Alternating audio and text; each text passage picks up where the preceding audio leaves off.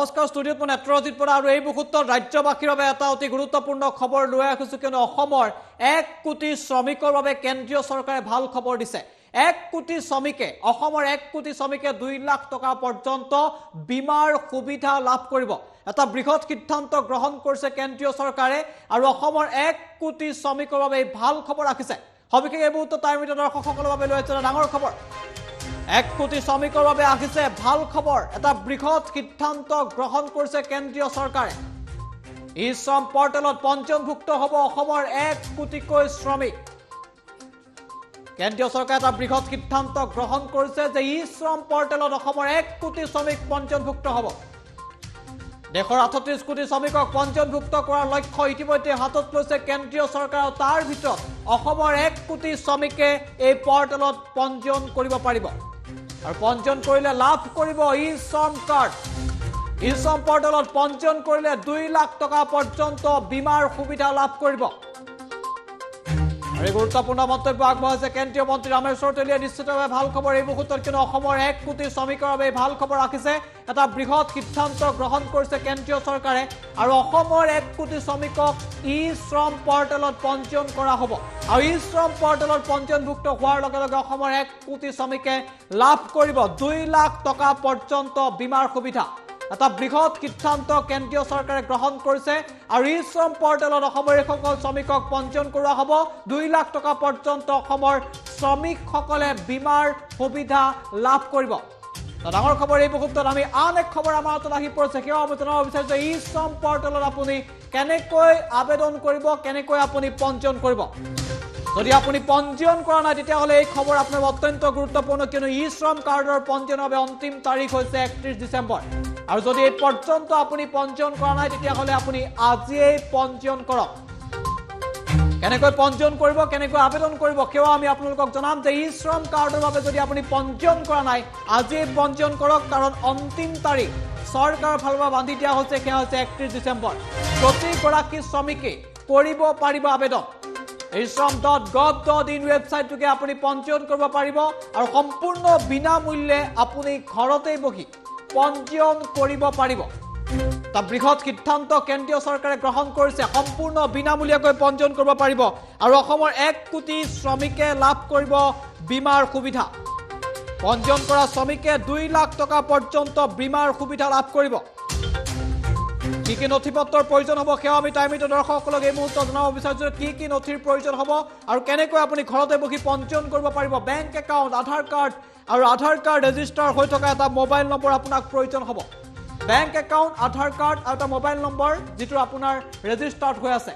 ই শ্ৰম কাৰ্ডৰ বাবে পঞ্জীয়নৰ অন্তিম তাৰিখ হৈছে 31 ডিচেম্বৰ আৰু যদি এই পৰ্যন্ত আপুনি পঞ্জীয়ন কৰা নাই আজিয়েই পঞ্জীয়ন কৰক কাৰণ কেন্দ্ৰীয় চৰকাৰে অসমৰ 1 কোটিকৈ শ্ৰমিকৰ বাবে বৃহৎ সিদ্ধান্ত লৈ আহিছে এটা ভাল খবৰ লৈ আহিছে আৰু অসমৰ 1 কোটি শ্ৰমিকে 2 লাখ টকা পৰ্যন্ত বীমাৰ সুবিধা লাভ কৰিব প্ৰতিগৰাকী শ্ৰমিকে আবেদন কৰিব পাৰিব আৰু এই মুহূৰ্তত আমি কেন্দ্ৰীয় মন্ত্ৰীগৰাকীৰ মন্তব্য আপোনালোকক শুনাই ল'ব বিচাৰিছোঁ জানে যে আমি সমগ্ৰ ভাৰতবৰ্ষত আমাৰ যিসকল অসংগঠিত শ্ৰমিক আছে তেওঁলোকৰ ইতিমধ্যে পঞ্জীয়ন হৈ আছে আমি গোটেই ভাৰতবৰ্ষত 38 কোটি মানুহক আমি ই শ্ৰম পৰ্টেলত পঞ্জীয়ন কৰিবৰ কাৰণে সিদ্ধান্ত লৈছোঁ আৰু অসমৰ টাৰ্গেট আছে 1 কোটি আৰু আজিলৈকে 10 কোটি 30 লাখ মানুহ ইতিমধ্যে পঞ্জীয়ন কৰিছে এইটো এটা ভাল খবৰ আৰু আমি ভাবোঁ কাৰণ মই ডিব্ৰুগড় লোকসভাৰ সাংসদ হওঁ আৰু সেইকাৰণে মোৰ অসমত যিটো আমাৰ টাৰ্গেট আছে 1 কোটি নিশ্চয় আমি এই 1 কোটি আমি নিশ্চয় আমাৰ অসংগঠিত শ্ৰমিকসকলক আমি পঞ্জীয়ন কৰিব লাগিব আৰু আজি মৰাণ সমষ্টিত এই কাম দ্ৰুতগতিত চলিছে অসংগঠিত শ্ৰমিকসকলৰ পঞ্জীয়ন আৰু আজি আমি দেখা পাইছোঁ ইয়াত বহুত কেইজনক ইতিমধ্যে আমি ই শ্ৰম কাৰ্ড ইতিমধ্যে বিতৰণ কৰা হৈছে নিশ্চয় জানে যে আমি সমগ্ৰ ভাৰতবৰ্ষত আমাৰ যিসকল অসংগঠিত শ্ৰমিক আছে তেওঁলোকৰ ইতিমধ্যে পঞ্জীয়ন হৈ আছে আমি গোটেই ভাৰতবৰ্ষত 38 কোটি মানুহক আমি ই শ্ৰম পৰ্টেলত পঞ্জীয়ন কৰিবৰ কাৰণে সিদ্ধান্ত লৈছোঁ আৰু অসমৰ টাৰ্গেট আছে 1 কোটি আৰু আজিলৈকে 10,30,00,000 মানুহ ইতিমধ্যে পঞ্জীয়ন কৰিছে। এইটো এটা ভাল খবৰ আৰু আমি ভাবোঁ, কাৰণ মই ডিব্ৰুগড় লোকসভাৰ সাংসদ হওঁ আৰু সেইকাৰণে মোৰ অসমত যিটো আমাৰ টাৰ্গেট আছে 1 কোটি, নিশ্চয় আমি এই 1 কোটি আমি নিশ্চয় আমাৰ অসংগঠিত শ্ৰমিকসকলক আমি পঞ্জীয়ন কৰিব লাগিব। আৰু আজি মৰাণ সমষ্টিত এই কাম দ্ৰুতগতিত চলিছে, অসংগঠিত শ্ৰমিকসকলৰ পঞ্জীয়ন। আৰু আজি আমি দেখা পাইছোঁ ইয়াত বহুত কেইজনক ইতিমধ্যে আমি ই শ্ৰম কাৰ্ড ইতিমধ্যে বিতৰণ কৰা হৈছে। আৰু নিশ্চিতভাৱে আমি এই মুহূৰ্তত ভাল খবৰটো লৈ আহিছোঁ যে কেন্দ্ৰীয় চৰকাৰৰ ফালৰ পৰা এটা বৃহৎ সিদ্ধান্ত গ্ৰহণ কৰা হৈছে। যদি আপুনি পঞ্জীয়ন কৰা নাই, কেনেকৈ পঞ্জীয়ন কৰিব আমি দেখুৱাবলৈ চেষ্টা কৰিছোঁ এই মুহূৰ্তত, যে ঘৰতে বহি আপুনি হাতত থকা মোবাইল ফোনটোৰ জৰিয়তে ই শ্ৰমৰ বাবে আপুনি পঞ্জীয়ন কৰক, ই শ্ৰম পৰ্টেলত পঞ্জীয়ন কৰক, ই শ্ৰম কাৰ্ড আপুনি লাভ কৰক আৰু 2 লাখ টকা পৰ্যন্ত বীমাৰ সুবিধা আপোনাক কেন্দ্ৰীয় চৰকাৰৰ ফালৰ পৰা দিয়া হৈছে। এজন দুজন নহয়, 1 কোটি অসমৰ শ্ৰমিকে এই সুবিধা লাভ কৰিব। কেনেকৈ আবেদন কৰিব, ৱেবছাইটটো মনত ৰাখক আৰু আমি দেখুৱাবলৈ চেষ্টা কৰিছোঁ। মোবাইলটো হাতত লওক আৰু এতিয়া আপুনি আবেদন কৰিব পাৰিব। প্ৰথমতে আপুনি মোবাইলত গৈ গুগলত সাৰ্চ কৰিব যে ই শ্ৰম বুলি আপুনি সাৰ্চ কৰিব। গুগলত আপুনি ই শ্ৰম বুলি এনেদৰে সাৰ্চ কৰিব, তাৰপিছত এটা পেজ আপোনাৰ হাতত খোল খাইছে, দেখিছে এটা পেজ আপোনাৰ হাতত খোল খাব। এই পেজটো খোল খোৱাৰ পাছত আপোনাৰ এই ইয়াত দেখিছে eShram.gov.in এটা ৱেবছাইট আপুনি লাভ কৰিছে। এই ৱেবছাইটটোৰ জৰিয়তে আপুনি ঘৰতে বহি আবেদন কৰিব পাৰিব, eShram.gov.in। মনত ৰাখিব ৱেবছাইটটো আৰু এনেদৰে আপুনি হাতত থকা মোবাইল ফোনটোৰ জৰিয়তে সহজতে বিনামূলীয়াকৈ পঞ্জীয়ন কৰক আৰু কেন্দ্ৰীয় চৰকাৰৰ সুবিধা লাভ কৰক। ইয়াত আপুনি ক্লিক কৰিব, আন এটা পেজ আপোনাৰ খোল খাব। সেই পেজটোত আপুনি খোল খোৱাৰ পাছত দেখিব এটা eShram এটা পৰ্টেল ইয়াত খোল খাইছে। ইয়াত গৈ আপুনি অতি সহজতে আবেদন কৰিব পাৰিব। অতি ভাল খবৰ এই মুহূৰ্তত। আৰু আপুনি যেতিয়া আনটো পেজ আপোনাৰ খোল খাব, তেতিয়া আপুনি সু সাইডে চাব, ইয়াত আপুনি দেখিবলৈ পাব যে register on eShram already eShram। যদি আপুনি এতিয়াও ৰেজিষ্টাৰ কৰা নাই, আজি আবেদন কৰক, আজিয়ে ৰেজিষ্টাৰ কৰক, আজিয়ে পঞ্জীয়ন কৰক, অন্যথা 31 তাৰিখ শেষ সময়সীমা, আপুনি এই সুবিধা লাভ নকৰিব। ইয়াত আপুনি ক্লিক কৰিব, তেতিয়া এটা পেজ খোল খাব আৰু এইটো খুব সহজতে আপুনি আবেদন কৰিব পাৰিব। এনেদৰে এটা পেজ খোল খাব, তৃতীয়টো পেজ আপোনাৰ বাবে খোল খাব। তেতিয়া আপুনি চাব যে আপোনাক কি কি নথিপত্ৰৰ প্ৰয়োজন হ'ব, সেয়া আমি জনাব বিচাৰিছোঁ। প্ৰথমতে আপোনাক প্ৰয়োজন হ'ব আধাৰ নম্বৰ, দ্বিতীয়তে আপোনাক প্ৰয়োজন হ'ব আধাৰ লিংক এক্টিভ মোবাইল নম্বৰ, তৃতীয়তে প্ৰয়োজন হ'ব বেংক একাউণ্ট ডিটেইলছ, অৰ্থাৎ আপোনাক অকল আধাৰ কাৰ্ডখনৰ আপোনাক প্ৰয়োজন হ'ব। আপুনি যদি eShramৰ বাবে আবেদন কৰিবলৈ হয়, আটাইতকৈ গুৰুত্বপূৰ্ণ নথি হৈছে আধাৰ কাৰ্ড আৰু বেংক একাউণ্ট আপোনাক লাগিব, কাৰণ আপুনি 2 লাখ টকা পৰ্যন্ত বীমাৰ সুবিধা লাভ কৰিবলৈ গৈ আছে। গতিকে আপুনি বেংক একাউণ্টৰ ডিটেইলছ আপোনাক লাগিব, আধাৰ লিংক এক্টিভ মোবাইল নম্বৰ, যিটো আধাৰ কাৰ্ডৰ সৈতে আপোনাৰ মোবাইল নম্বৰ লিংক হৈ আছিল, সেই মোবাইল নম্বৰটো লাগিব আৰু আধাৰ নম্বৰটো আপোনাক প্ৰয়োজন হ'ব। আৰু আপুনি যদি আবেদন কৰিবলৈ হয়, তেতিয়াহ'লে বয়সৰ এটা সীমা বান্ধি দিয়া হৈছে। আপোনাৰ বয়স 16 বছৰৰ পৰা 59 বছৰ বয়সৰ ভিতৰত হ'ব লাগিব। আৰু যাৰ বয়স 16ৰ পৰা 59 বছৰ হৈছে, তেওঁলোকে আজি আবেদন কৰক। অন্তিম সময়সীমা 31 তাৰিখ। আৰু আবেদন এনেকৈ ধৰণে কৰিব পাৰিব। তাৰপিছত আপুনি সু চাইডে আহিব, ইয়াত গৈ আপুনি এণ্টাৰ কৰিব যে আধাৰ লিংক মোবাইল নম্বৰ। যদি আপোনাৰ আধাৰ লিংক মোবাইল নম্বৰটো মনত আছে, তেতিয়াহ'লে আপুনি মোবাইল নম্বৰটো ইয়াত এণ্টাৰ কৰক আৰু ইয়াত এণ্টাৰ কেপচা আছে, এই কেপচাটো আপুনি ইয়াত এণ্টাৰ কৰক। তাৰপিছত employees provident fund organisation EPFO, employ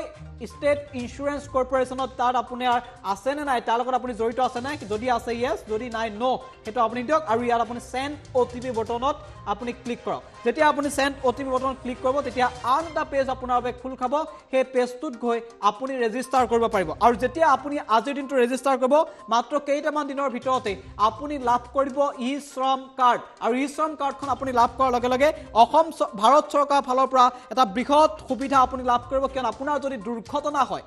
যদি দুৰ্ঘটনা হয়, তেতিয়াহ'লে দুৰ্ঘটনা হ'লে বা আপুনি যদি অসুস্থ হয়, তেনে সময়ত সেই ভাৰত চৰকাৰৰ ফালৰ পৰা আপুনি 1 লাখ টকা পৰ্যন্ত বীমাৰ সুবিধা লাভ কৰিব। আৰু যদি কিবা কাৰণত eShram কাৰ্ডৰ অন্তৰ্ভুক্ত কোনো শ্ৰমিকৰ মৃত্যু হয়, তেতিয়াহ'লে 2 লাখ টকা পৰ্যন্ত বীমাৰ সুবিধা ভাৰত চৰকাৰৰ ফালৰ পৰা দিয়া হ'ব।